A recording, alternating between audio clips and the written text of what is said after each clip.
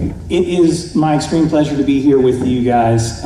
You are family, and I really mean that. I love this community, I love what Terry's created here, and I always look forward to this time together. And I am honored to be able to open things up today. And I want to share a story, as I usually do if you've heard me speak before.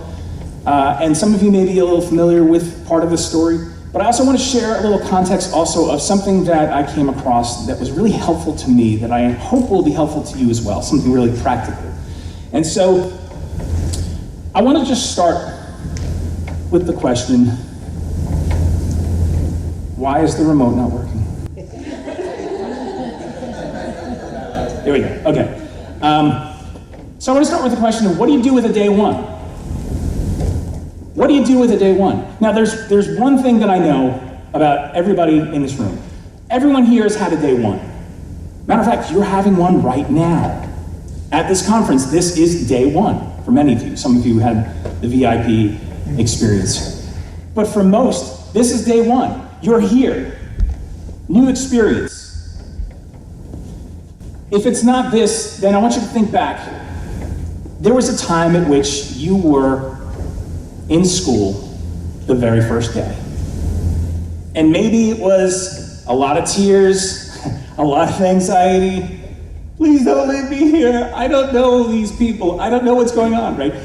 When you're a kid, there's just so much anxiety around going to school for the first time. You don't know anybody there. You're being taught a lot of things all at once, and everything is new. Everything feels unsure. Maybe it was your first day on a new job. You come in and you're hopeful. Maybe you left a place where you're like, I don't really want to think about that place anymore. And now I'm coming into a place that hopefully is so much better. And you come in and you're like, I don't know who the people are. I don't know what the process is. I don't know what's expected of me all the time. There's so much, again, new, so much that can cause anxiety. Maybe your experience has been around January 1st. New Year's resolutions, right?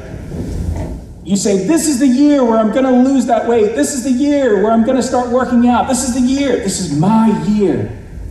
And then COVID hits, right? But anyway, you're like, this is my year. And then you go, okay, I join the gym. I go to the gym once. It's not working. I try the diet, but it's not working. It's a day one. We all have these experiences. And sometimes your day one isn't something you choose, but it's something that chooses you. You know what I mean by that? Day one is an opportunity, even when it feels like a curse. It's an opportunity.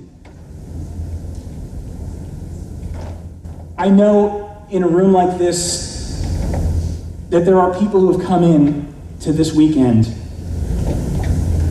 in a season of hurt, carrying things, broken, bleeding. And it was all you could do to get here. And your day one does not look anything like you would want it to look like. You would not choose it to look like this. But this is what you have. Maybe it's something in your personal life. Maybe there was a death, a divorce, an unplanned move, a job layoff, something unexpected that's causing pain and causing you to come in hopeful but hurting. And I don't want to start on this like somber note, but I do want to acknowledge that this is very real. And there's a tendency to come into an environment and like put on the happy face and be like, everything is great and business is great and everything, I couldn't ask for anything more. But in reality, we're like sobbing in the shadows. So I just want to ask as a sidebar, would you please take the opportunity that you have amongst friends and family in this time to get with somebody if you're carrying stuff, not with everybody, but just somebody, trust me, because I've been there. I understand, I know. My day one came out of a season of depression. I had planted a church and launched a church with my best friend. It was an incredible ride, and it was like a rocket. The thing took off. From outward appearances, everyone's like, this is amazing. People are coming, you have 5 services a day, you don't even know what to do with all the people, you're building things, you're scaling, there's so much growth, it's like explosion. On the outside. But on the inside, something was very disjointed in me. And I started to wrestle with fulfilling roles that I wasn't really gifted to fulfill, and being in a place that I kind of felt stuck, not being creative. And I remember vividly, I was on this retreat for church leaders. It was upstate New York, and there was an afternoon where we had a break, and I went out on this trail into the woods, and I just started walking, and I was carrying all this stuff with me. I was weighed down by all the things that I couldn't sort out, and all these feelings that were just, it felt like to me, I had this visual of like this knotted up ball of twine, and I couldn't find the edges. I couldn't find where it started and stopped, so I couldn't figure out how to undo this. I couldn't figure out the way forward. I couldn't figure out how to even ask for help. And so I'm walking along this path, and I'm just kind of overcome, and I'm even trying to pray, and I'm kind of like, I don't even know how to form words. And I come to this certain spot, and I just collapsed, and I started weeping. I just fell apart. Because I'm like, how did things get here? And how do we get out of here? And I don't know. And so I'm laying in the dirt, just weeping. And the guy who organized the event happened to be running, and he comes along the trail, and he runs, and he sees me, and he sits down next to me in the dirt and says, we're gonna get you some help. And what followed was this week-long intense therapy session at this ranch in Colorado, where it basically started to just unpack all of the stuff that I had been feeling and experiencing and trying to give it a little bit of context.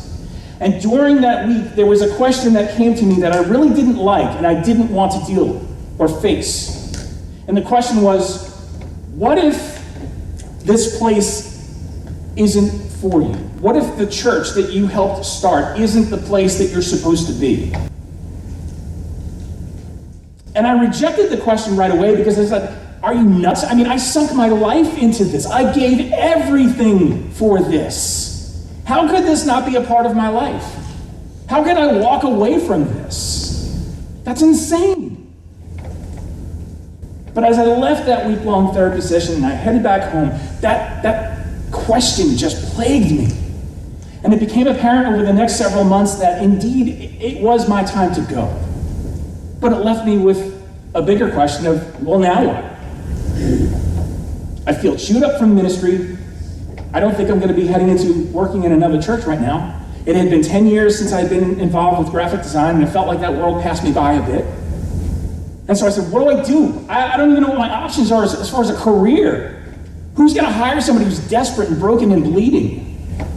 I have a family to care for. And then it started the trek of, okay, I'm leaving, I don't know where I'm going to, and now I'm leaving a faith community that should have been my support system. And I'm leaving family and friends with strained relationships, financial worries. We had to sell our house, and I'm like, I don't know where we're gonna live. So much uncertainty at every turn. It just kind of felt like it was coming to this place of rock bottom. I'm like, I don't know how much more of this I can take. And then the last thing was, my dad is diagnosed with cancer. And my family is living one place, and I move in with my parents to try to help be caretaker, which I'm like, I don't know how to do this. Taking him to chemo sessions and trying to help care for him.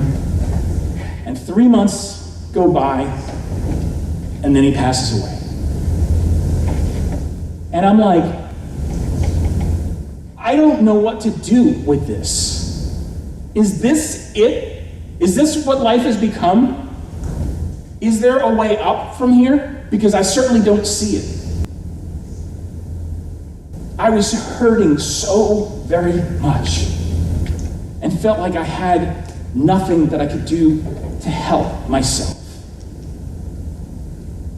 I had taken a job where I was in a cubicle, what I call pushing pixels, which basically went back into a design situation where I wasn't in leadership anymore.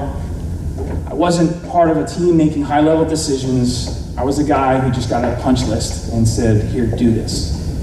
And it was very humbling. But it was a gift because it gave me the ability to kind of pull the car over on the side of the road and say, okay, we're gonna figure out what comes next without some pressures to perform. It was at that time that I started to hear this voice in me say, you need to come back to your art. It had been 10 years really since I had touched my art. And there was something in me awakening again going, you need this, not for somebody else's project, not for somebody else's expectations, a committee, a client, but for you, for your soul, because it brings you joy and it's going to bring you health. And it terrified me. Because I was like, I don't know if I can do this. I mean, 10 years is a long time to not do something. But I made a decision. I said, I'm gonna find my sketchbook and I'm gonna find a pen, and I went down to a local Starbucks and I sat there and I sketched this. And I said, holy cow, that's horrible. It was awkward. I felt so inept. Because isn't it true that when you do something new or you try and come back to something you haven't done in a really long time, there's something in you that says, I should be great out of the gate. I've experienced success in another area of my life, I should be able to just take that, move it over here, and boom, we're great. Instead, most of the time, it's, this is horrible. I don't like this. I don't want to be seen as weak or inept. I don't want to be a newbie. I want to be great immediately. So I'm staring at this thing, and it's staring back at me, and I'm like, stupid coffee cup. And I'm thinking to myself, if somebody knew that I went to art school and they came up behind me and they saw this, they'd be like, dude, what happened? Right? Because that's what I was thinking, what happened? It was embarrassing. But it was all I could do in the moment. I had to allow myself the grace to go, I can't do anything more than this. This is where I'm at. This is what I can bring to the table. Do I wish it was more? Do I wish it was better? Yes. But is it? No. This is what I can manage. So this is my day one. And I wrote at the top of the page, day one. And I decided in that moment that I was going to turn the page, and tomorrow I would show up again and say, day two. And not think about the awful Starbucks coffee cup that's on the other side of the page. I got turned on to this idea of a 365-day art-making journey, which terrified me because I'm like, I haven't done art in 10 years, how can I come back to it, right? I've talked about this before in some context, but it scared me, and so what I did was I said, can I at least show up for the next 7 days? And even if it's 10 minutes, 15 minutes, doing something that I'm not proud of, can I do it? Yes, I can do this, I can do this, I can do this. So I decided I was going to show up no matter what. And that's what I did. And then I kept going. A week turned into a month, turned into a year. This was my first year. And I was like, I did it. I don't know how I did it, but I just showed up and I kept playing around. I was experimenting. I was trying to find that joy again, and I felt like some life and some breath was coming back to me. Some passion coming back to me. And I reached the year and I said, what now what? And I said, I don't think I'm done yet, so I'm gonna keep going. So I kept going. And you know what? I started to discover some things about myself. I started to discover things about my art. I started to find my voice and my style. And I'm like, where was this all along? I had gone to design, I had been in design world for a long time. I'd been to art school, and none of this stuff had come about. But it was because I was in the crucible of where I was, the pressure, and engaging in a way that allowed me to play and experiment and meet this stuff head on, that allowed me to find my voice and my style and find things that were part of my journey that I was like, you know what, this isn't just for me, this is for somebody else too. That's when you know you're starting to enter into a bigger story. That's when you know something significant is happening. It's not just you. So I kept going. This April will be 10 years. 10 years away from art. I'm approaching 10 years back.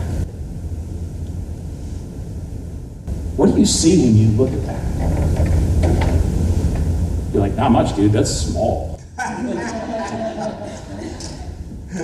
Like 4,000 pieces around. And before you think that I'm doing artist math, because of 365 times 10 years, I doubled up a lot of days. So, somewhere around 4,000 pieces. Showing up every single day. A lot of them were dogs, were horrible, I'm not gonna show that to anybody, except now, of course. But there were other moments that were breakthroughs. There were other moments that said, this is shaping something bigger here. There are other moments that became something else. As a matter of fact, it turned into a whole bunch of other things. I self-published 4 books, starting with my first one, which is Dear Snow, One Man's Angry Rant Against Winter. If you think you hate snow, I challenge you. You do not hate snow more than I do. I wrote the book on it. Autobiography, baby. Available on Amazon. So I wrote 4 books and illustrated 4 books. And also I created a course, Your Artist Journey, where I started to unpack the lessons and the principles that I figured out along the way of me showing up every single day. I had opportunities to have my artwork on TV with Talking Dead, and to have it with celebrities, and in publications and like sci-fi.com, and started a podcast where I talk to artist makers and content creators, where we talk about creativity, the creative process, and story. And yes, I say that every single time for every single podcast. But I talk to creatives to find out their story. I want to explore this and say, you know what? If you're a creative person, you're experiencing certain things, you're not alone. It's part of the journey, it's normal, and it's natural. And here's somebody else's story that gives it more context.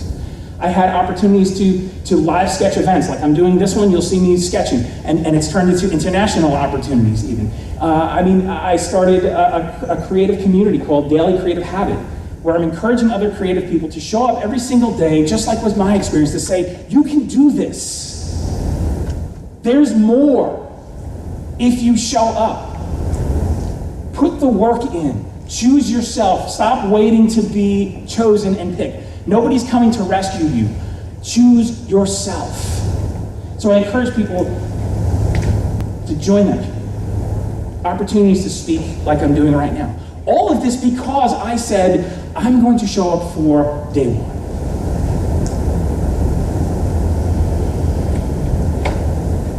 Where is your day one leading? Is it leading? For so many of us, we get so frustrated by the context of what it is that's happening, and there's this gap of where we are, where we want to be, who we are, who we want to be, that we jettison the whole thing. We say, it's too uncomfortable, it's too ugly. I'm getting rid of it. Instead of looking at it going, this is actually a catalyst. This is a moment that I can step into. And yes, it's awkward, and yes, it's ugly, but that's not the end of the story. It's just the beginning. I read the book, Atomic Habits. If any of you are familiar with this, if you're not, I highly suggest that you check this book out. James Clear wrote this book, Atomic Habits, and in this book, I came across this diagram that actually explained something to me, and I didn't realize that I was actually living this out. I don't know if you've ever had that experience, where all of a sudden you encounter a framework, and you're like, I'm like the living embodiment of that. Holy cow. So I totally had to steal it. And I'm sharing it with you today because I think there's something in here really practical for us to come around and identify. He talks about this process of identity-based habits. And he says there are these rings. The outer ring is outcomes, then we've got processes, we've got identity in the middle. So in other words, outcomes, results, what you get, process, habits and systems, what you do, identity, beliefs, what you believe. It's interesting because so much of what I talk about a lot of times is here, process. Show up every single day and you'll get the result that you need, right? Isn't that more natural for us? And we kind of work it kind of the outside in. We say, what is the outcome that I want? What's the result that I want to achieve? Okay, well, how do I get there? What do I do? Would you tell me something to do? For many of us, that's why we're here. We want somebody this weekend to tell us what to do. We want that thing that's finally going to unlock that missing piece that's going to turn things around and lead us to the outcomes that we've been hoping for.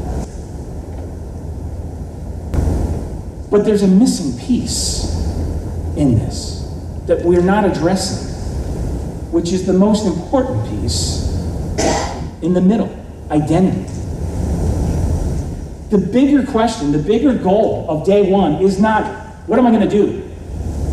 But it's, who do I wish to become?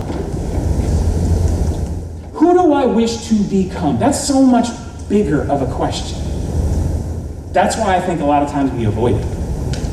That's scary. Who do I need to become for this next season of my life?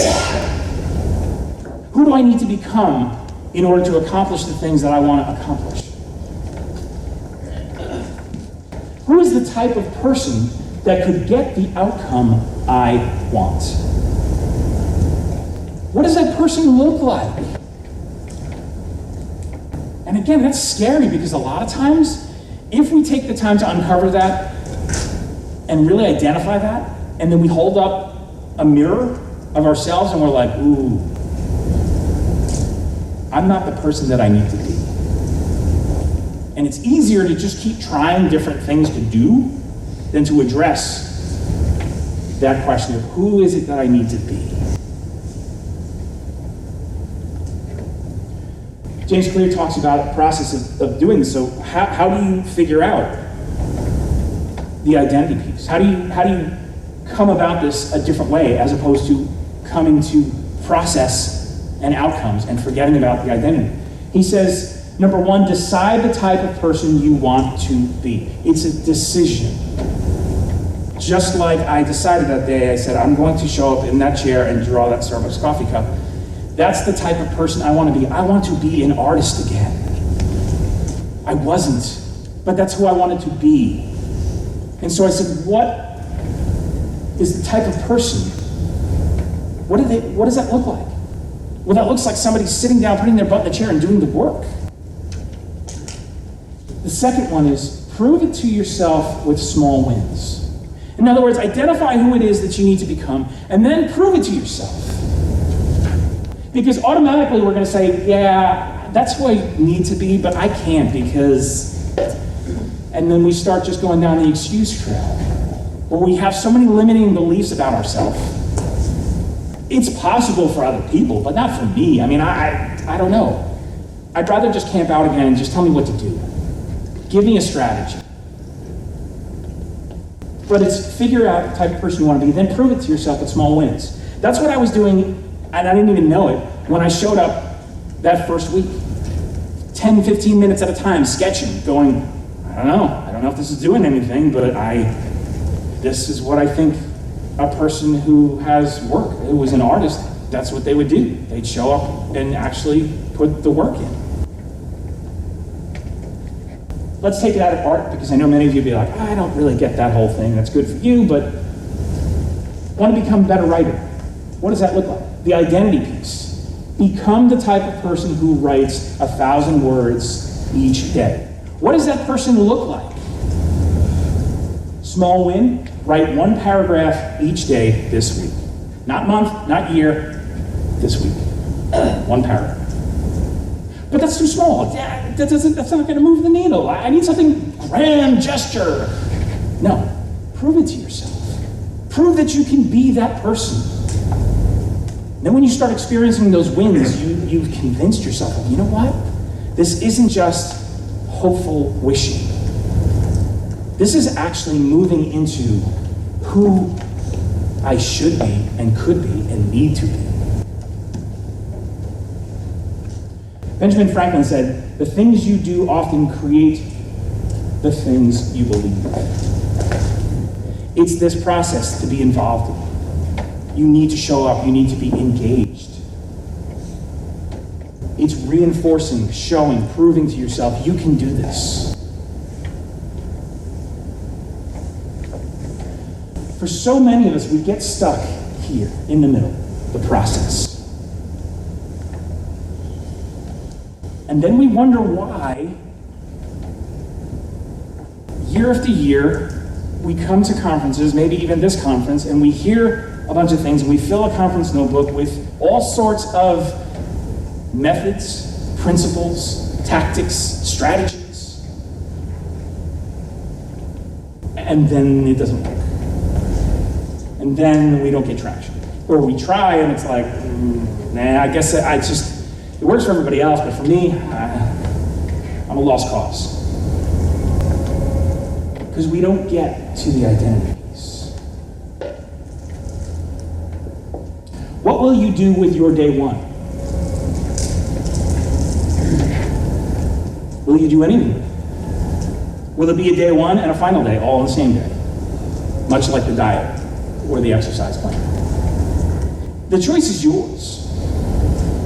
And the whole reason why I shared all that stuff as far as a stupid Starbucks coffee cup, and then year one, and then the last 9 years in the slide, is not to show you like, hey, this is what I did, isn't this great? No, it's like, you know what? That's what it can lead to, because day one is a seed. It's the hope of something better. We all are here because we want to see change. We want to see something different in our lives, in our businesses, in our dreams and our goals. Maybe we're just not engaging the right way. So what are you going to do with your day one? It's up to you. If you're somebody who considers themselves creative and you're doing things that you want to see flourish and you want to show up every single day, I want to encourage you. You can visit my website. My link is there to join Daily Creative Habit Group. It's a free Facebook group. If you want to just hang around my site, contact me. I would love to talk to you more about this stuff, because this isn't just something that's like, hey, this is a good idea. I think I'll talk about this. This is stuff that I've been living. And I would love to connect with you over this stuff. So today is your day one. What are you going to do?